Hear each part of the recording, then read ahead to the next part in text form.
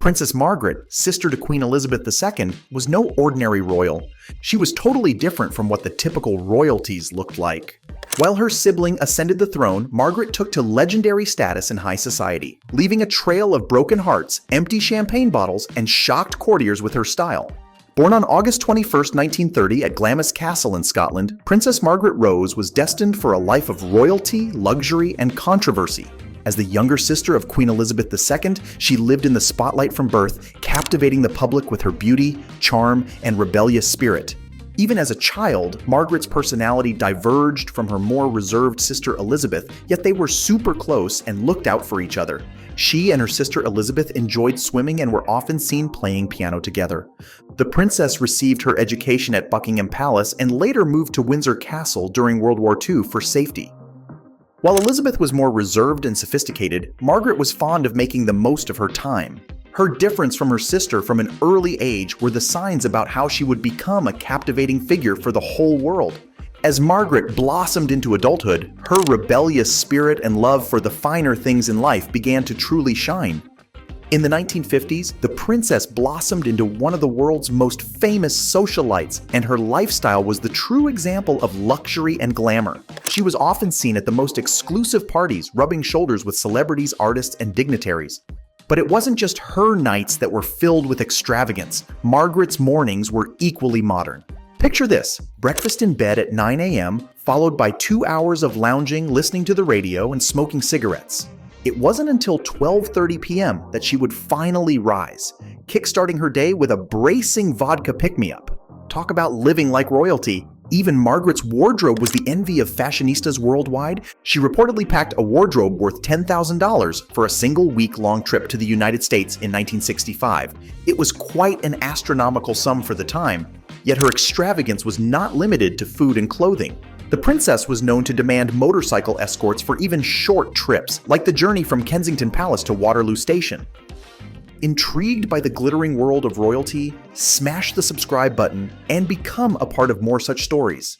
However, behind the glitz and glamour, Margaret's personal life was as captivating as her public persona.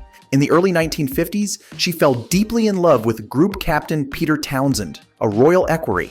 Their relationship, doomed from the start due to Townsend's divorce status, caused a scandal that rocked the monarchy and captured global attention.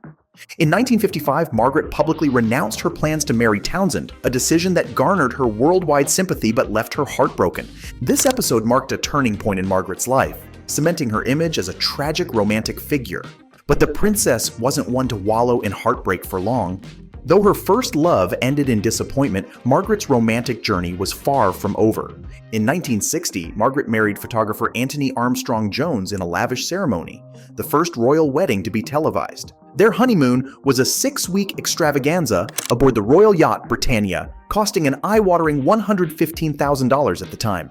I mean, they were royalty, of course they'd have royal honeymoons, right? The couple had 2 children. Their first son, named David, was born in 1961, and a daughter, Sarah, blessed the house in 1964.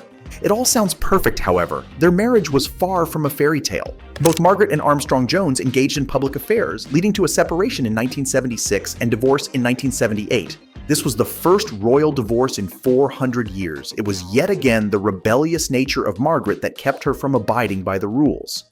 Even as her marriage faced challenges, Margaret continued to embrace a life of luxury and indulgence. She had a unique system for financing her extravagances, often using her royal status to obtain things for free, including regular hair appointments and shopping trips to Harrods. Her love for the finer things in life was well known, from impromptu helicopter rides to chauffeured limousines and exclusive vacations. Other than the material stuff, the princess loved a fun time as well. Margaret's parties were legendary, often lasting into the early hours of the morning. While Margaret enjoyed the privileges of royal life in Britain, it was on a distant Caribbean island where she truly found her personal paradise. 4,000 miles away, the private island in the Caribbean became a symbol of her wealthy lifestyle, named Les Jolies Eaux. The villa was a wedding gift from her friend, Colin Tennant, serving as her private paradise where she could escape the pressures of royal life and entertain friends in ultimate luxury. But with great privilege came great scrutiny, and Margaret's life was not without its share of controversies. Her rebellious nature often put her at odds with royal protocol. She was known to sign checks simply as Margaret, and frequently arrived late to formal dinners, much to the chagrin of more traditional royals. Rumors of affairs dogged her throughout her life, with speculation linking her romantically to high-profile figures like Mick Jagger and even Pablo Picasso.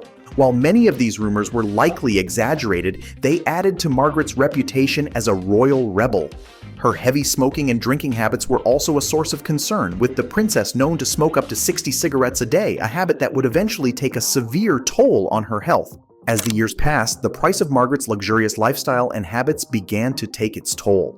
She suffered from lung problems, migraines, and a series of strokes largely attributed to her lifetime of heavy smoking and drinking. In her later years, she withdrew from public life, making fewer and fewer appearances. Despite her declining health, Margaret remained an active member of the royal family for as long as she could, serving as president of several organizations, including the National Society for the Prevention of Cruelty to Children and the Royal Ballet. Margaret's life was a study in contrasts. Born into immense privilege, she struggled with the constraints of her royal role. Her glamorous lifestyle and rebellious spirit made her a media darling, but also brought her criticism and heartache.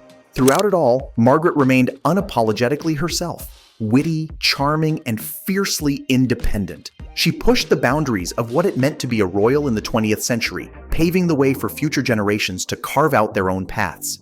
Today, Princess Margaret is remembered not just as a royal, but as a complex, flawed, and deeply human figure.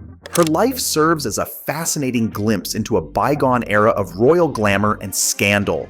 From her lavish lifestyle to her controversial personal life, Princess Margaret's story continues to remind us that even within the boundaries of royalty, the human spirit yearns for freedom, love, and self-expression.